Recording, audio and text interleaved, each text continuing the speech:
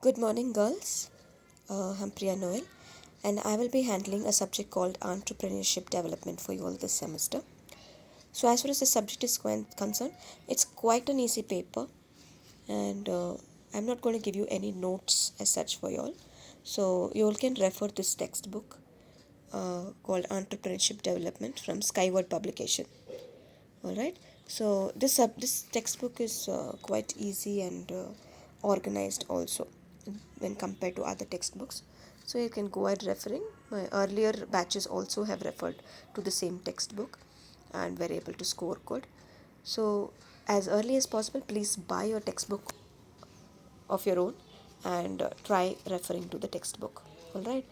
When I'm teaching, because I won't be able to give you any notes. So you all can just refer to this textbook and follow the sequence of topics that I'm teaching you all right. So we'll start off with this subject. So entrepreneurship development. So to give you a small introduction to this subject, I told you already this is an easy subject provided you all prepare well for the same. Other than that, it's a 70 marks paper and 30 marks of internal assessment. It's the same as any other paper for you all. And it's a lengthy paper, okay, that you all have to remember. It's quite a lengthy paper. So, but as far as the examination point of it is concerned, it's an easy paper. All right. So let's start off with the introduction. Like I told you, there is a lot of practical implementation as far as this subject is concerned. Okay, I don't know how many subjects you all are having. Okay, in your 6 semesters. Okay, if now you're that in a fifth semester, how many subjects you will have studied? But then like not all the subject will have practical implementation in your life. But one of the subjects which will definitely have practical implementation is your entrepreneurship development paper. Okay, as far as your BCom course is concerned, your scope is quite vast. Okay, so quite a lot of students take up this course because there is a lot of scope reach for this particular course. Okay, so one more reach extent of reach of this particular course is to become an entrepreneur. That is, you have a lot of career opportunities available. So one of the most important career opportunity that's available for you as far as commerce graduates are concerned is to become an entrepreneur. Okay, so this career opportunity is going to not only give you a good income but a better status in life.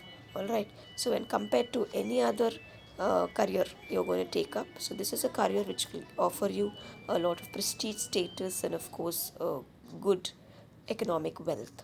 All right, so let's get into the introduction of this paper. So first chapter we'll start off with. The chapter name is Entrepreneurship. Okay, so you have quite a lot of contents. So I'm going to cover for you all today introduction and historical development of the concept of entrepreneur. Okay, to give you an introduction to entrepreneurship. Now, entrepreneurship is the art of starting a business. Okay, so basically a startup company offering creative products, process, or service.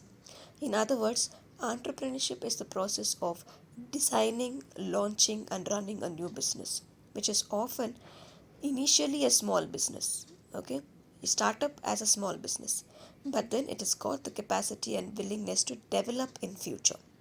Okay, and it can be more organized and managed, okay, as a business venture along with any of its risks to make a profits. Yes, so this is a kind of activity which involves a lot of risk. Okay, but then all this risk is to make maximized profits. All right, in other words, entrepreneurship is a very important concept. Okay, it has the ability to improve the standard of living and create wealth not only for the entrepreneurs but also for related businesses, employees, and the economy as a whole. So entrepreneur is an economic agent, okay, who plays a very important role in the economic development of the country. Now entrepreneurs also help drive change with innovation, okay, where new and improved products enable new markets to develop. All right, so this particular activity is quite an important activity in the economy.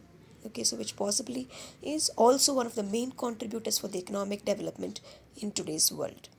Most of your developed economies have acknowledged on one fact that, if they are called a developed economy today, that's because they have encouraged their entrepreneurs. All right, they have encouraged this entrepreneurship activity in their country by encouraging small businesses and able to achieve economic development in the country.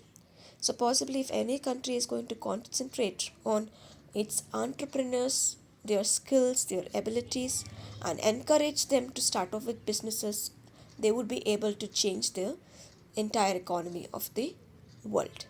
All right, so that was a simple introduction for you all for the paper Entrepreneurship Development. Okay, so now we'll move on to the history of entrepreneurship.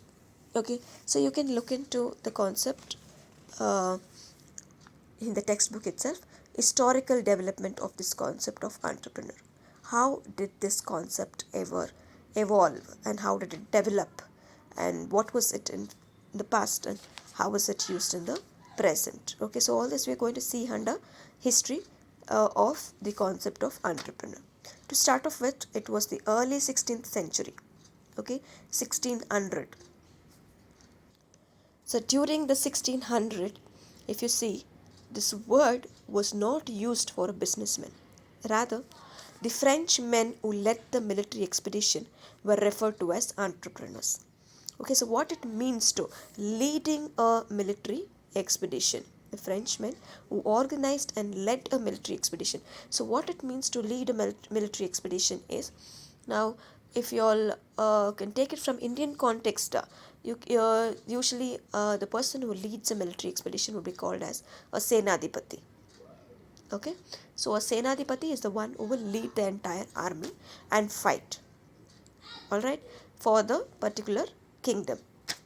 So at that time, it was referred to these Senadipatis as entrepreneurs. This word was referred to Senadipatis. The people who led the military expedition were called as entrepreneurs. Then, in sequence, in 1700, you can see, in 1700, the term was used for architects or public contractors. Okay, so it was used for architects and public works, public contractors. So in today's world, who are these architects and public contractors? They are none other than engineers. So in 1700, this word was referred to the architects, rather the engineers. Okay, and they were called as entrepreneurs. Then later on, in mid 17th century, the word was used for rich farmers. Okay, these rich farmers, landlords who had big sized lands and who were farming, and then selling the crops for profits, they were called as entrepreneurs. Okay, and later on, subsequently, only the word came to be in usage for a person who started his own business and run the business. All right, so today's scenario, we are using this word not for the one who led the military expedition, not for the one who is constructing, an engineer, or not for farmers and people like that. Rather, it is used for a businessman. So in today's world, in today's scenario, we are using this word entrepreneur to the person who is starting his own business and running his own business, undertaking all possible risks in order to make profits. Okay, so now we'll look at the Indian point of it. Okay, as far as India is concerned, how did this word evolve? How did the history of entrepreneurship developed? Okay, so it dates quite a long time back, that is almost in the 1st century. Okay, in the 1st century, during the Kanishka Empire, okay, this particular word was in use, and at that time, Indians were experts in melting metals like brass, tin, etc. So they were referred to as entrepreneurs, and they were called entrepreneurs, and India was was flourishing with these kind of businesses. And later on, if you come back to how the world evolved for uh, as far as the entire world's history is concerned, 1600, the trade relationships started between India and Roman empires. Okay, the Roman empires, they started entering, okay, the country, and at that time lot of gold started flowing into the country because we were very good at melting metals.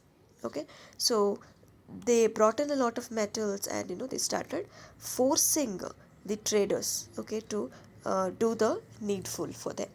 And that time only you can see that India also had a downfall in its trade, because these kind of emperors, like came, the Roman numerals and all, they came and they captured the country, they tried to dominate the country, and they forced the entrepreneurs to become traders, and they took full control of the country and started you know exploiting and extracting a lot of work from the Indians.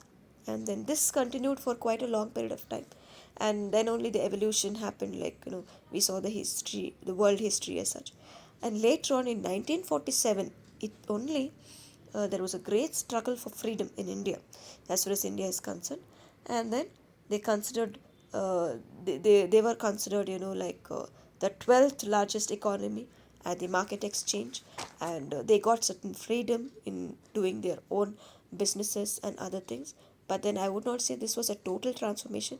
A total or a complete transformation came only in the year 1991. So if you mark this year 1991 is very very important as far as the entire world is concerned, because most of the countries came with something called as LPG. As far as India is concerned, they implemented liberalization, privatization, and globalization. So 1991 marks a very very important changeover for India. So that time there was a complete transformation in this concept of entrepreneurship, and a lot of importance was were given to the Indian industries, to small entrepreneurs, wherein they started concentrating on the business, and they started encouraging a lot of entrepreneurs, quite a lot of entrepreneurs, to start up their own businesses. And this also led to improved economic development in the country. Okay, so as far as India is concerned, okay, conductive framework conditions and well designed government programs and supporting cultural attitudes only led to entrepreneurship development in the country. So that's about the history of entrepreneurship for you all girls. So I'll catch up with you all in the next class with the subsequent topics. All right, so have a nice day. Thank you.